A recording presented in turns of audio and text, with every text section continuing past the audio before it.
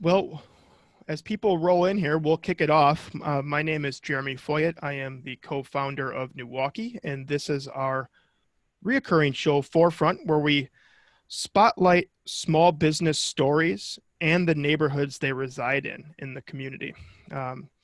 This conversation is part of our Cloud Cafe, where we have a variety of programs that feature all different stories that you can connect to your city and beyond.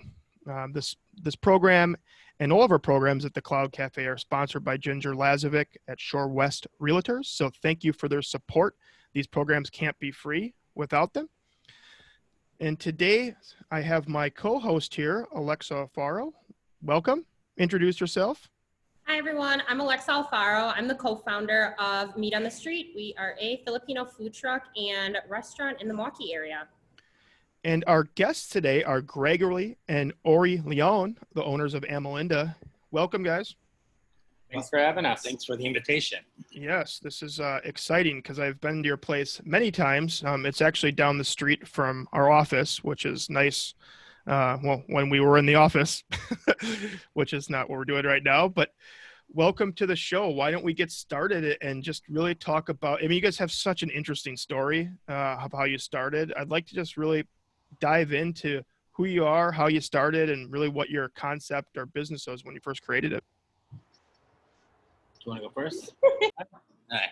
So we're a small Spanish and Portuguese restaurant in downtown Milwaukee. We've been at this location for almost 5 years. It'll be 5 years, August 1st. We opened in August of 2015.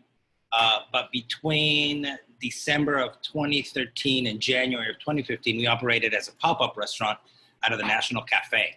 So every Saturday night, we would rent out the dining room and the kitchen at the National, and we would turn that into Amilinda. So we did that for about a year to kind of get some funding and our name out. I had recently moved here from San Francisco, so didn't really have a history of cooking or restaurants in Milwaukee, and Orry was working in a different industry, so we figured it'd be a good way for people to get to know us to get to know farmers and producers and the rest of the food community in Milwaukee before we opened this lovely restaurant. And what, like, when you were in the incubation period, like, how long did that last? Like, and do you think that's a route that a lot of restaurateurs should go? The pop-up route? Yeah, the pop-up, yeah. Well, I mean, I had been thinking about a restaurant since I started cooking about 26 years ago. That was my ultimate goal, was to open a restaurant. And then in 97, I went to Spain for the first time and really fell in love with the food and culture.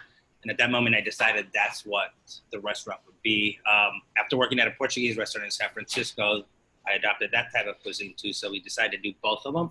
I certainly think that doing a pop-up or acting as a pop-up restaurant for a period of time before you open your doors is a great idea. One of the biggest challenges restaurateurs have when they open a restaurant is getting people to know who they are, what they're doing, and where they're located. And so when you open a restaurant, people don't really know who you are. You're just kind of standing around waiting for that core crowd to come in. We already had that. We already had a following, and we had gotten some press. So I highly recommend that. It's a good way to work out all the kinks, maybe start learning, training your staff. I highly recommend it. And I will say, like, the amount of people we first saw in here when we first opened were people from the pop-ups that had fallen in love with it. And there'd be times I'd be like at the grocery store and someone's just staring at me and I'm like, what's the problem? And they eventually come over and they're like, "You and Amilinda, right?" And it was like, "Yeah." And they're like, "When's it opening?" I'm like, we're opening super soon as long as everything goes the way it should. And so it's fun to see like those people that were following us along, and then we're here the minute we reopened, or we actually opened. Yeah. Greg, you have talked about living in Spain, and your dad also comes in, right, and cooks with you in the kitchen. Can you talk a little bit about like the culture and like what specifically inspired you? Spain has like, Barcelona is one of my favorite cities, so I get it. But can you talk more about that, and then kind of where your dad comes into play as well too? So I really liked, not only did I like the food, obviously the flavors profile, and the fact that at a first glance it's a very simple cooking, very simple cuisine, but then as you eat it, there's such complexity to it. also like that dishes are usually prepared with like 3, 4, 5 ingredients, and it really relies on those amazing, simple ingredients to kind of build flavors. And I really like the relationship they have with food. They'll sit down for lunch for 2 hours and share the meal with their friends and their family. I've often said that I feel like in some parts of the US, eating is a necessity. People do it because they have to, because it gives them fuel to go back to work. I like how in Spain, it's not something that they do because they have to. They do it because they enjoy it, and it's a social activity. And that's really what drew me to Spain and their cooking. That whole social aspect of it, and it's about cooking and sharing that food with the people that you love who are around you. My dad spends his time between the U.S. and Venezuela. He's actually here right now, and he's been here since January.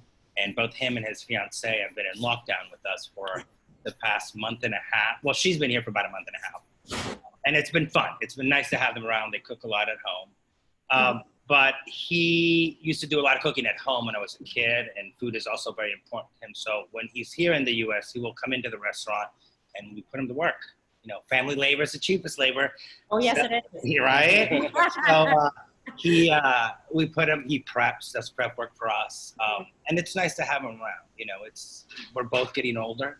And so it's nice to be able to spend that kind of time with them. And I'm very lucky that my father can come and see my dream come true and help be part of it. I highly recommend it.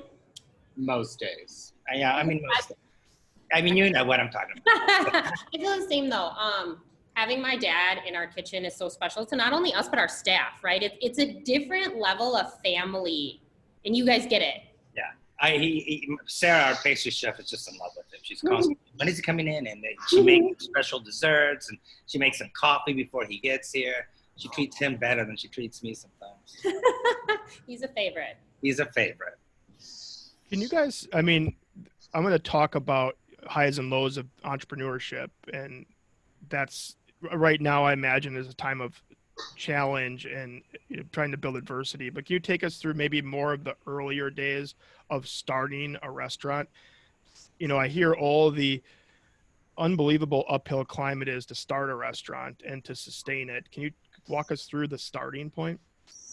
Yeah, so I mean, we got kind of lucky because through our pop-ups, one of our good friends ended up becoming a regular at the pop-up. And one day when we were walking by this spot and I saw the lease for sign in the window, you know, Greg looks inside and he's like, it looks like crap. I don't want to be here. It's downtown. And I was like, honestly, I'm like, downtown seems to be the next spot. There's a lot of revitalization that's going to go into it. Let's jump on early while it's still, you know, on the cheaper side. And so when news broke about that, the regular turned around and was like, you know, whatever you guys need, I can provide it. And being tied to just one person like that was a very daunting thing. So we didn't want to go that route, but he did supply a big chunk of it. But, you know, it never goes according to plan, even when you budget extra into it. You know, we started construction, and luckily our landlords were they're super nice and understanding, and they were very helpful in the beginning because they were going to strip this place just to become like an office space. And so when we came along right at the right point, and we're like, well, if we're leaving it a restaurant, how about, will you still do this, but not do this, but not do that? And it helped a lot with construction costs because it was still something they were doing and it didn't have to come out of our pocket, especially once they found asbestos in the drywall, which put us back, I think, was like 2 months for them to remove the asbestos. But, you know, it was funny because up to a point, probably a few years ago, Greg hadn't even realized that 2 weeks before we opened for business, we ran out of money. And, you know, I was handling the construction, like I built everything in here myself. And so to turn her, it was just all of a sudden these last minute deals. So like with the electricians, I'm like, I get I owe you this bill, but I'm like, can we split up the payments? And they're like, totally, we're a family owned business. We completely get it. And so like, I just, you know, wrote a few checks that were post dated. They cashed them when they were supposed to. And it just always helps to have relationships like that. You know, it's easier then to go to these people, and when you're treating them with respect and being nice and everything, it's that much easier in the end when you're like, hey, hang on a second, I kind of need some help here. And so that was one of the, you know, probably one of our biggest issues was running out of money. But, you know, it was then just an upward battle after we opened, because then there was no operating capital. She gets it. Well, yeah, we're all in that boat together. And when you support local and local supports you, it's just such a great relationship. And Milwaukee is very conducive for that type of environment.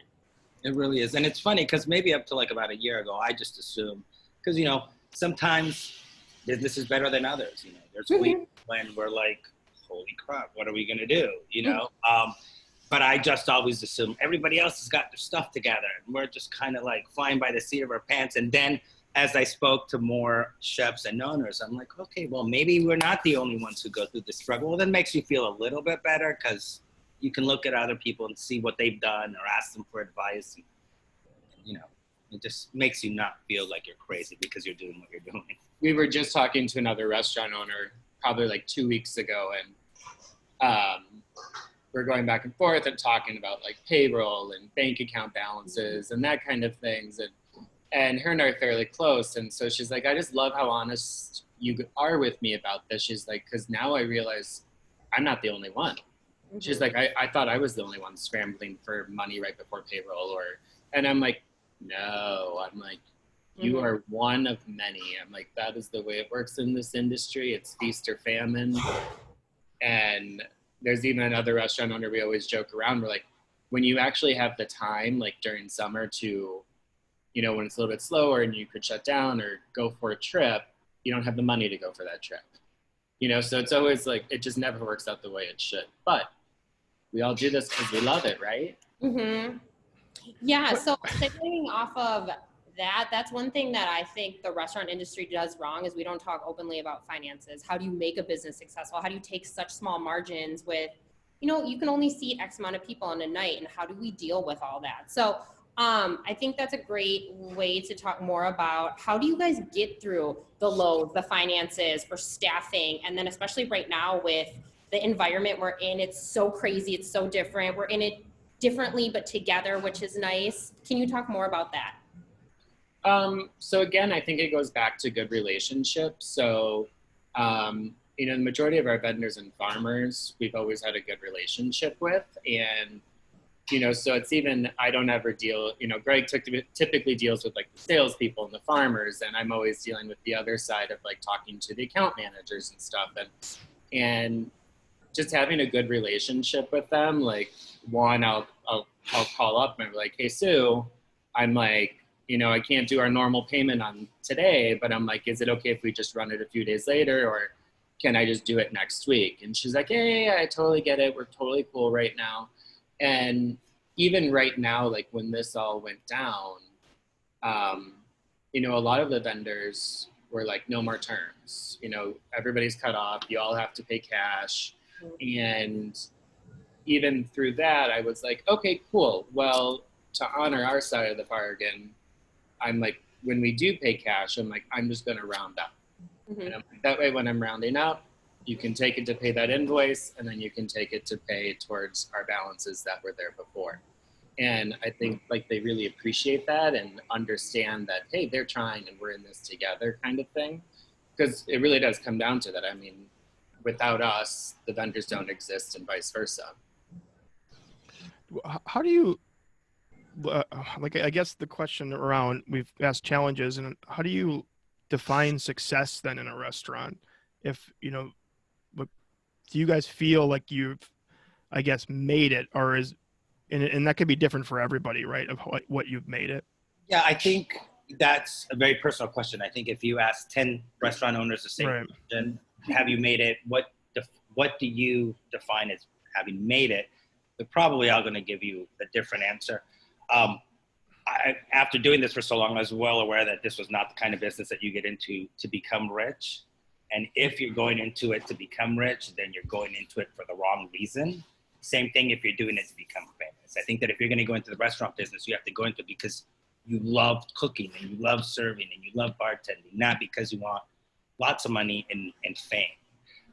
I feel like we have, you know, when we were allowed to have guests in the restaurant, for me, you know, a marker of success or having made it was looking out and seeing a full restaurant and seeing people happy and enjoying their food and laughing, or listening to the customers as they walk out the door.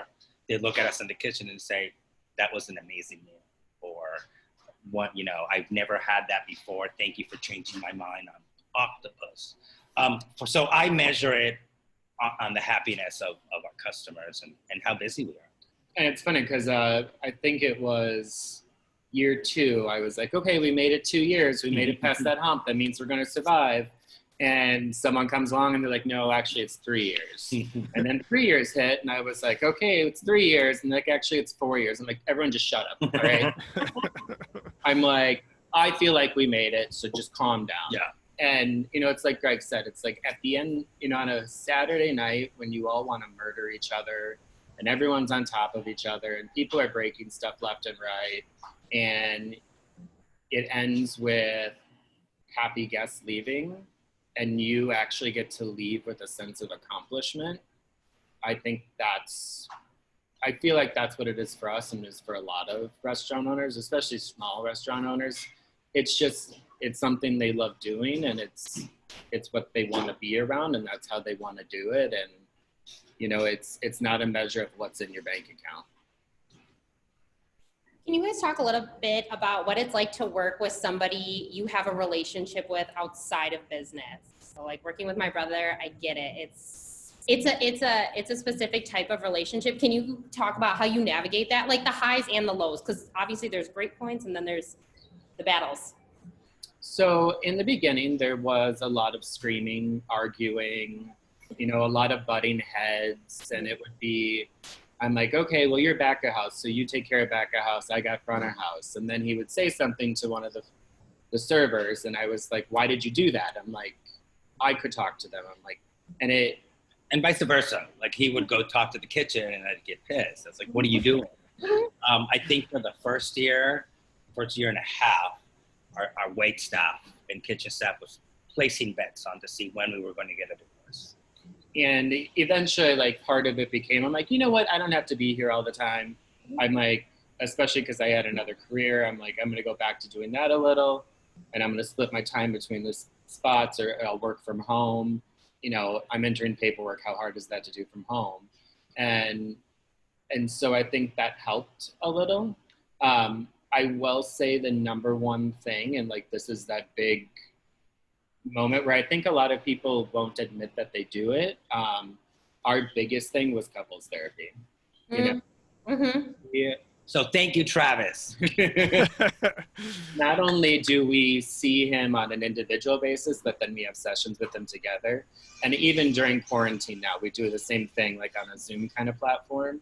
And we were just saying the other day, it's like, you know, it's crazy to see how much you guys have changed, because before we would just, you know, we'd want to beat up each other all the time, or, you know, Greg would snap at me, so I'd want to snap back. And like right now is one of those really trying emotional times. And my method is, I was like, you know, I got through my first phases of anger and grief, and now I just stay busy with projects. I'm like, all right, let's get this restaurant ready for the grand reopening. And Greg was the opposite, of where he was kind of really giving into the emotion and was getting really depressed about it.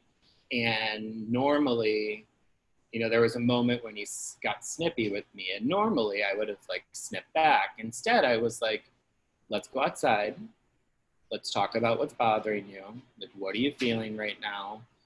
We process through it, calm down, and we moved on in the day. I can't, 4 years ago, that never would have happened. Mm-hmm.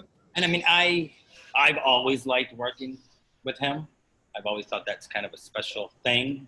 And it's a really great feeling, you know, again, going back to that busy Friday or Saturday night and you're exhausted and you had a packed house, but everybody left happy, to be able to look down the line and see him standing at the bar and like, okay, I can share this with you. You and I have worked really hard for this and look how great it's turned out. So, you know, right now I say I wouldn't want it any other way. You know, 4 years ago, I don't know what my answer would have been, but I think that's the great thing about us humans, that we evolve and change. And you know, I also, you know, when he comes and talks about stuff about the food or the kitchen staff, I just always try to remember it's coming from a place of love and to make the restaurant better. I would hope that he also thinks that way when I come and yell at him about one of the servers or something like that. And so, I mean, my number one thing would be never be afraid to go seek therapy, because it can be a huge benefit to you. And your business. And your business. I mean, you know, it's made a big change on our staff. Like, you know, when you're angry at each other and you're arguing, it affects your staff. And so there's always help out there for people that need it. And you just have to seek it, or you need to find that person that you can confide in and talk and vent. And there's always ways to figure out how to start communicating better with each other. Matt and I did communication sessions for business, and individually I've seen a therapist for years, and it was life-changing for our business and Really civil is. relationship. Yeah. My business partner is my therapist. And She tells me what I'm doing wrong, and then I go do it. What do you guys miss about the pop-up days? I mean, looking back at it now, I think about it, it sounds so romantic, and it's just like this illusion. What do I miss about it? I mean, I don't know if I miss anything specific, because the great parts of it we're still doing now. We're still cooking, we're still feeding people. I don't miss having to pack everything up at the end of the night. That was a chore. I mean, there certainly was a little bit more freedom with the pop-up, with what we could do as far as food. You know, people come up to me and they're like, oh my God, it must be great to be your own chef and not have a boss. But in reality, my boss is every one of those 42 people that sit in here on a given night. And so that's what I miss, the creative freedom, I think. Yeah, because I mean, the night is constantly filled with, you know what you should do. And going back to my dad, and I know it comes from a place of love, but the first year he came after the restaurant was open, he came to visit. It was like on a daily basis. It was like, you know what you should do? And I get it. It's coming from a place of love, and some of his advice was great. We took it. But so now when customers say, you're like, is that what you do at your restaurant? That's great. As far as neighborhood goes, can you talk about what it's like to be in the revitalization of Wisconsin Avenue? Because you guys went in right before things really started to kick off, right? Like 1 or 2 years. Yeah, it was like 2 years. It was a year after we went in that we got wind of a big revitalization project. And then I think 2 years after that it started, you know, with, I think it was like $4.5 billion worth of construction. And, you know, being right where we are, we're surrounded by the hotels. So the hotels come in really handy to help fill a gap when, you know, like right next door is the Marriott. And so we get a lot of guests that come from the Marriott. And it's kind of funny how many regulars we have that don't live here. And it's because every time they're here in Wisconsin, they come eat here. And then next thing you know, they're holding their business meetings here. And so that's been a real big help. The other thing was like all the new residential. That's changed things. You know, when we were looking at neighborhoods to open the restaurant, downtown was just not on my radar. And I think I even said I didn't want to open downtown. And now I can't imagine being anywhere else. Like, I love it. I love that urban feel that it has. And when there's people outside walking, I can't imagine being anywhere else. I really like it. My biggest thing that wants my head explode sometimes is we have a parking structure. So, you know, there is free parking. But my biggest thing is people and they don't want to go downtown because there's no parking. And I was like, well, that's not really true, especially when we're open for dinner. Mhm. So a lot of the business people have left. Maybe you had to walk a block or two, which I don't see as a big issue. And it's like when I go to other neighborhoods, if I want to go to North Avenue or if I want to go to Bayview, I have the hardest time finding parking spots there. So I'm like, calm down, people. It's just downtown. You can make it. It's not Chicago. And that's why it's always my favorite when we get people from Chicago. They're like, parking was $5. I'm like, I know. And they're like, and we found a spot right away. I'm like, I know. I'm like, can I record you saying this so I can show the next person that complains about parking? There is a Milwaukee psyche around parking. I don't know if you guys ever seen those digital, right by your place, I believe, like down the street, there's a digital billboard and it always shows the number of open parking spots. Yeah. There's always like 3,250. It's just if you want to do that, like, it's like we have this weird thing where you got to park right in front of the business. Otherwise, there's no parking. And it has to be free because I own the street. Yeah. Oh, yeah, no, we'll get people, they're like, do you have valet? And I'm just like, no. And they're like, oh, never mind. Yeah. It's definitely one of the things, if I could change a psyche about Milwaukee, is this notion that there's no parking or that it needs to be right in front of the place. Well, I think that and the perception of what downtown really is like. Right. Because, people are like, oh, I'm afraid to go downtown at night. There's nothing to be afraid of. Yeah. We even have friends that live like right on the river in a condo, and she started going to this new group, and everyone was like living in Elm Grove and Whitefish Bay and all these places. And they're like, where do you live? And she's like, downtown. And they're like, isn't it dangerous? And she's like, no. She's like, why would you think it's dangerous? Well, it's downtown. I'm like, what's so different about downtown than any other neighborhood? And we're going to get a little bit into the neighborhood in a second with Ginger, just some of the statistics around your location and some of the features. But I wanted to go like a rapid fire session here with you guys and talk about the food. And what's both of your favorite menu items if you had to pick one? Mine is probably Greg's lamb meatballs. Oh, my favorite. I don't know. That's chicken peri-peri. I would say that's my favorite. What's something you put on the menu that didn't hit it? And you're like, well, I can't believe that didn't work. We were talking about that earlier today. I can't think of anything. I honestly can't think of anything that we put on the menu that people were not into. And I know that sounds like I'm patting myself on the back. I mean that in the sense that I was really surprised by the Milwaukee diner.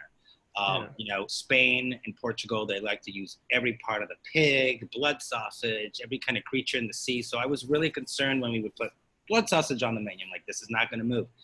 Couldn't keep it on. Same thing, octopus. There's combinations of like pork and seafood together. I'm very proud of the Milwaukee diner. And of course, there's things like didn't go as well, but there's never been anything that just didn't sell. Yeah. And especially when our menu, it's like 5 entrees and 5 starters. Everyone always is like, what's good? And I'm like, well, it's all kind of good because it's a small menu. Nothing can be bad. What about something that you have been thinking about in your head that you want to put on the menu, but you haven't done it yet? I've been thinking about sweetbreads quite a bit.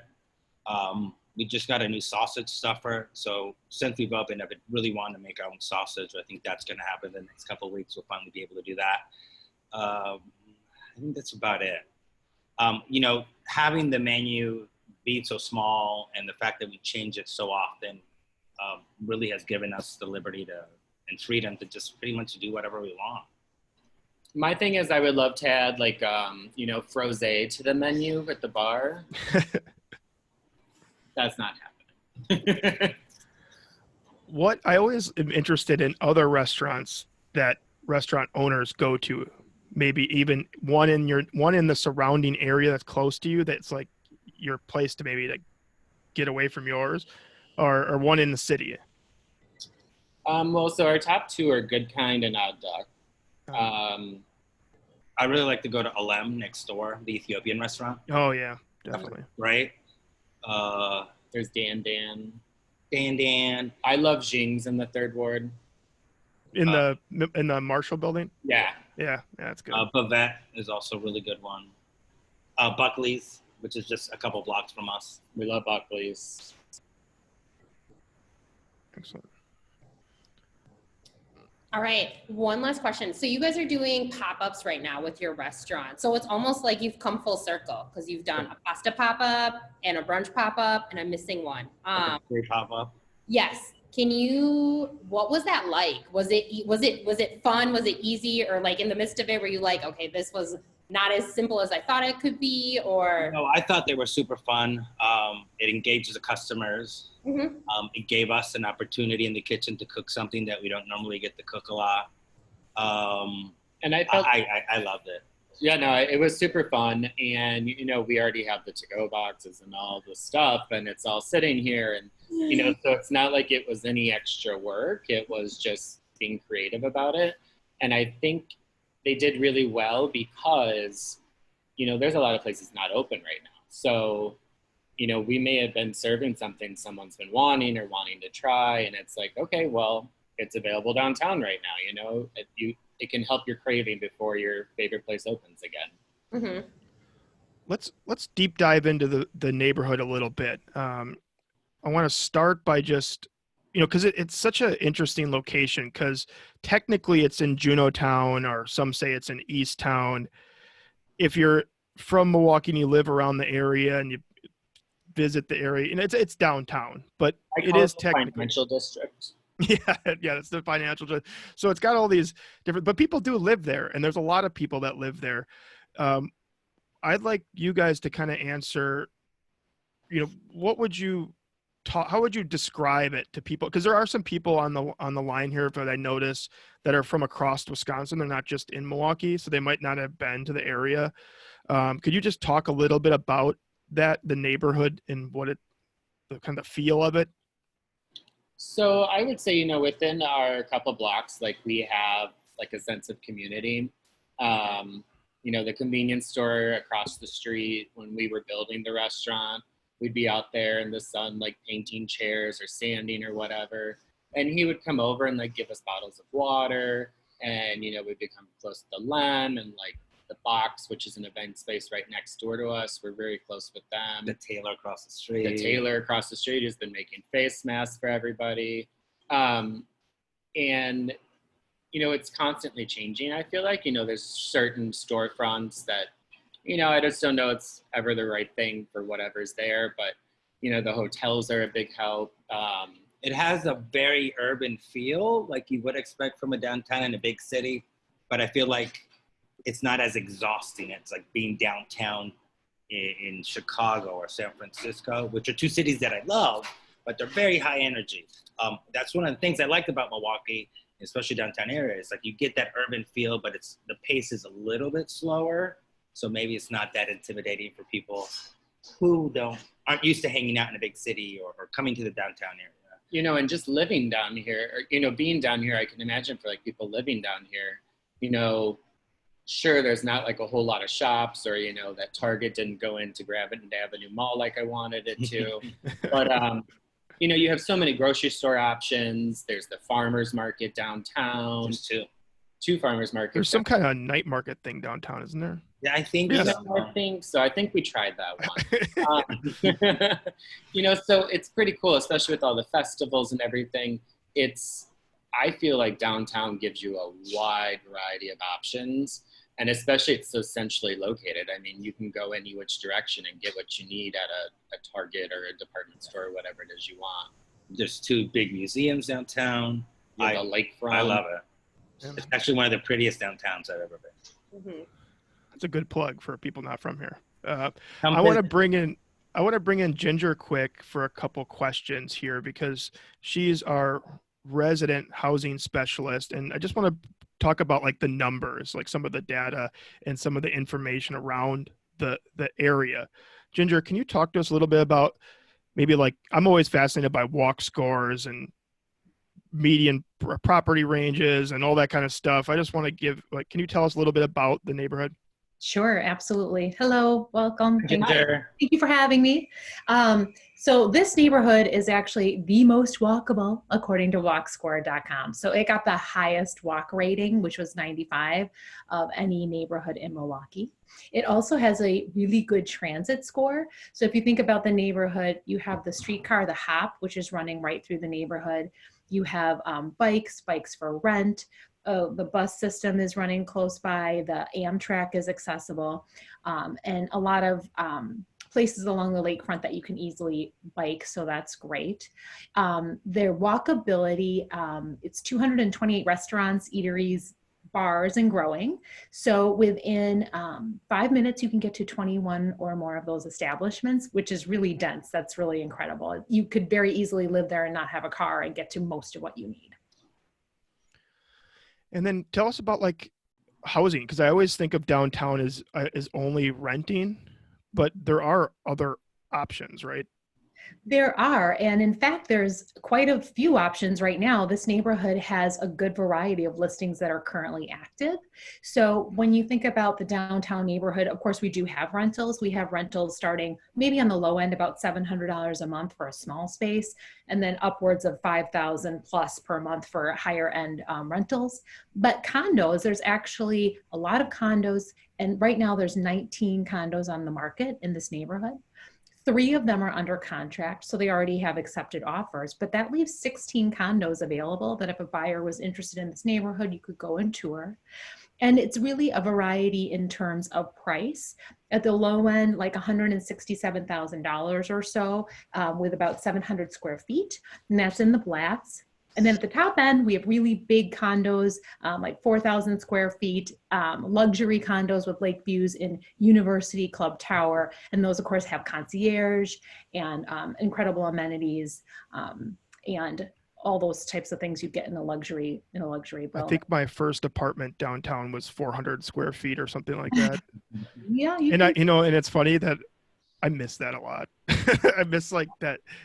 Not always being in the place. Like it forced me to go out more and be outside of it, which was interesting. Right. Yep. Ginger, just a question about like what makes this specific part of the city unique compared to the other like areas of downtown? I think this neighborhood is really unique in terms of if someone's looking, there's a wide variety. You have condos that are older, that have a lot of character, that have plaster, that have crown molding. They even have parking, as we were just talking about the parking. Condos that have parking, yay. And then of course we have the brand new condos. Some of them have pools. Some of them are attached to grocery stores or little shops. You don't even have to go outside. So depending on what kind of lifestyle you want to live, there's really something for everyone at a really wide range of pricing. Kind of right in the middle, the median of what's selling in this neighborhood is about $250,000 for a condo, and it gets you a little over 1,000 square feet, which for a lot of people is fairly affordable. Awesome. And Greg and Orry, where do you guys live? We live in Walker's Point. Like in Walker's Point. Awesome. Like, who knows? Maybe we should talk to Ginger. There's 16 things we could tour if you're interested. Excellent. And, well, we talked a little bit of Walker's Point last week on the show, so that's cool. Oh, we love Walker's Point. It's a great neighborhood. Well, I guess, and to kind of go back into the neighborhood towards you guys, this space is so unique. It's like this, it is part of the, before you guys were there, I'd walk by it all the time because our office was down in the Grand Avenue forever. And I was like, something, so one day this is going to be something. Again, you touched on a little bit earlier, but why did you decide on that storefront? Was it the size, or was it just because it was cheaper? Honesty, so we had been doing the pop-up at the National for about a year, and that was coming to an end. And Orry and I had a conversation one morning about how we hadn't really saved as much money or made as much money as we wanted to. And I was like, I just don't think this dream is going to happen. Maybe I should just go find a job and, figure something out. And we came downtown to talk to some friends of ours who had a little cafe here. And we got off we took the 15th and got off on Milwaukee and Wisconsin, and just happened to walk by. And literally the only reason we decided to tour this space was because there was a hood already in the building. Oh. And I mean, because hoods are super expensive. So that is like where's the hood? Where's the hood? And I get it. And we called the guy, did a walkthrough, and Greg hated it. I mean, I don't know what kind of language I can use on here, but I was just literally, I was like, this place is gross. Gross was not the word I used, but I was like, I hate it. I don't like it. This is never gonna work. Gross, gross, gross. And Orry's one was like, you just have to look past it. Just see the vision. And I'm like, well, I can't see it. I hate this spot. Luckily, you are an interior designer, correct? Yes, I was just gonna say, luckily he married an interior designer that I saw the potential when we walked in, and also like seeing the floor plans of what walls and stuff the landlord wanted to remove. And so within a couple days, like I put some renderings together for Greg, and he's like, oh, okay. I was like, well, if it can look like that. And I love it. It's a super old building. It's got a lot of history. One of the big comments we get constantly from people is, I feel like I'm in New York. I feel like I'm in San Francisco. I feel like I'm in Europe just because of the way the building looks. Yeah, you guys are able with your space to take it and transform it into like a different environment. And the other unique thing is you can walk by on Wisconsin Avenue and see into the kitchen on a crazy night and wave and say, that is cool. And I think that's a total like major city downtown feel that doesn't have a lot of there's not a lot of other places. We're very lucky that we have these floor to ceiling windows on both sides of the entryway, and one of them happens to be in the kitchen. So, we actually get some sunlight and get to see what other people are doing as opposed to being in the kitchen of a basement. Not to mention, how much trust can you put into a restaurant that it is fully exposed from the street and from when you're sitting at the chef's counter? Yeah, there's nowhere to hide here. And Ginger, before we kind of close down the neighborhood portion of this, any other things any final thoughts around this neighborhood, or people coming to town or anything like that? I think I connected when you were talking about people staying at the hotels and then sort of making your restaurant a part of their visit to Milwaukee every time, which is really awesome. When I notice oftentimes relocation clients really target this area. If you're coming here from out of town, you only might be here a year or two, you're working at one of the larger companies. Downtown has everything. They have the museums, we've got the park, the lakefront, great restaurants, easy walking. And some of those folks are coming in without transit, without cars, and want a really walkable lifestyle. And downtown has that. It has all that going on. Totally. And one of the other side of the river, actually in West Town, I believe it's like 75% of the people that move to the apartments are new to the city within the last 2 years, and they live there for about an average of like a year and a half, and then they end up moving to a different neighborhood. It's one of the data tracks that we were tracking when we started the night market to see like who's coming to this program. But interesting. Yeah. Well, thank you for that. I guess any fun stories that you guys want to tell about kitchen? Like I guess you guys do have the window, so I guess it somewhat becomes of like a reality show when people like look in it and talk. Any stories you have of I don't know if we have any fun stories. I mean, we have some stories of people not behaving very nicely. Actually it'll be like a reality show. It was like I think there were 5 ladies. They were like the Real Housewives of Chicago, apparently. And their behavior inside of this restaurant was just abhorrent. And it happened like maybe about a week after we opened. So it wasn't like now when something like that happens, we have a guest who's unruly or being rude. We have experience dealing with that. We're more secure in what we're doing, and we feel more comfortable in the space. But having to deal with that a week after you open, when we're just like, kind of learning as you go, that was a little stressful. And like one of them was like so immature. She's like, even as she leaves, I mean, we're talking about women, they were probably in their 50s. And she's even in the window of the kitchen mouthing, "It was horrible." And you're like, really? Like, aren't you supposed to be setting like a good example about people from Chicago?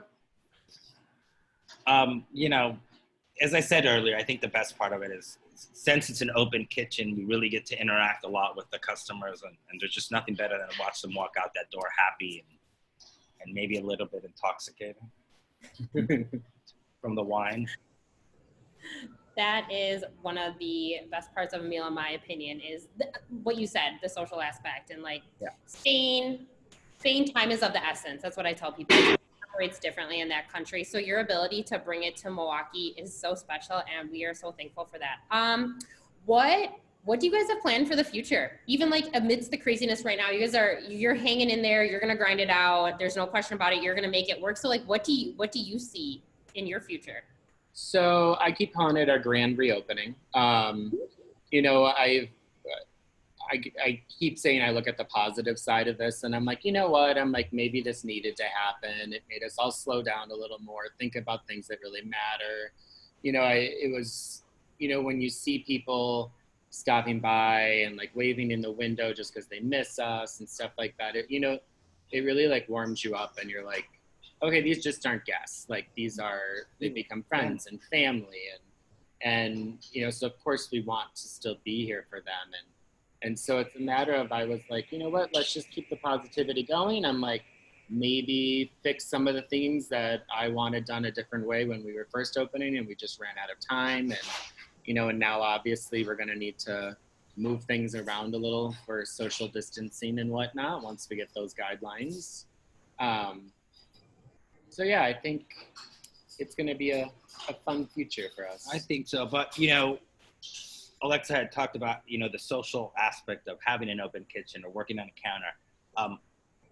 In all honesty, I think that's the part that's hit me the hardest, is not having these people who we consider family come in and be able to interact with them, see them, and ask them about their day and their family. And it's Orry's the one that has to take the food out to the cars, because it's really hard for me to even talk to them. And they'll come in and try to talk, and I'm just like, I'm gonna go hide in the dish pit, because I tend to break down when I see them. That social aspect of this business is very important to some of us. 100%. We feel the same way. And you know what? We're all just trying to survive and get through this. Yeah.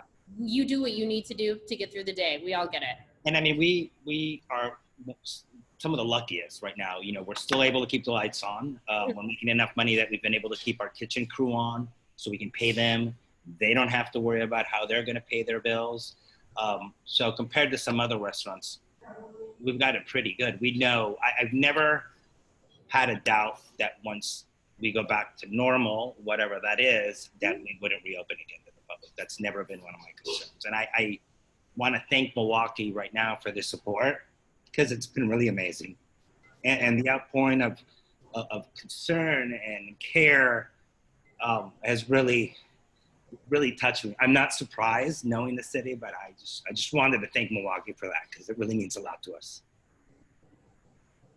And our final question here, you guys, and I appreciate the sincerity and the authenticity, it goes a long way, is what would you tell someone that is trying to start, or even tell yourself when you were starting this restaurant? What are the three pieces of advice you would tell that person, or even yourself, if you had to start over? You'll never have enough money. Even on the darkest day when you don't think you're going to open, you don't think it's going to happen, the city changed how they want you to do something 5 times in a row. You just have to keep going. You have to stay positive, and it's those people that make it through and actually can open it. And I would say, make sure you're doing it for the right reason. As I said earlier, don't do it because you want to be rich. Don't do it because you want to be on TV. Don't do it because you want to be famous. Do it because you love to cook, because you love sharing, because you care about people, and you want to make them feel a little bit better for that hour and a half, 2 hours that they're sitting in that chair. And make sure the right motive is behind it. Yeah. Don't be like, oh, I make a good burger, I think I should try this. That's not going to succeed. Well, thank you guys for your time. I really appreciate it. Thank you, Ginger, for your advice on the neighborhood. And thank you, Alexa, for being my great co-host. Thank you guys for inviting us. Yes. Thank you guys. Thanks for coming. Thanks, Ginger. Yeah. Talk soon. Talk to you guys soon. Take care. You too.